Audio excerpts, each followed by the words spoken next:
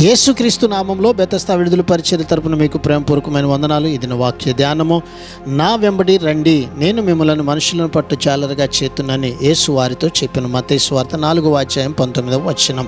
మనుషులను పట్టే జాలరులుగా మారడం అంటే శిష్యుడు తన ప్రయోజనాల కోసం మనుషుల్ని వలలో చిక్కించుకోవడం కాదు. క్రీస్తు రాయబారుల పని నాటికి నేటికి మనుషులను పాపము నుంచి మళ్లించి క్రీస్తు చెంతకు శాశ్వత రక్షణకు తీసుకొని రావడమే. భూమిపై చేయగలిగిన అత్యంత ఘనకార్యం ఇదే. శిష్యులను మనుషులను పట్టే జాలరులుగా చేసేది క్రీస్తే. ఇది వారి స్వభావాల నుంచి రాదు. తమ స్వశక్తితో దీన్ని వారు సాధించలేరు. వారు క్రీస్తును అనుసరిస్తూ ఉండగా ఆయన వారిని అలా తయారు చేస్తాడు. ఆయన మార్గాన్ని అనుసరించి ఆయన ఉపదేశాలను విధేయతతో వింటూ ఆయన ఇచ్చే ఆత్మను చేకుంటే అలా జరుగుతూ ఉంది. ప్రార్థన.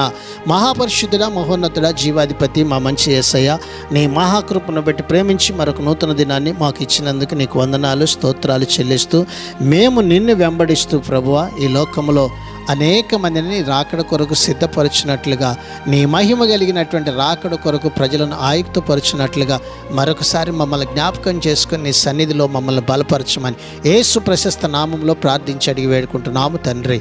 ఆమెన్.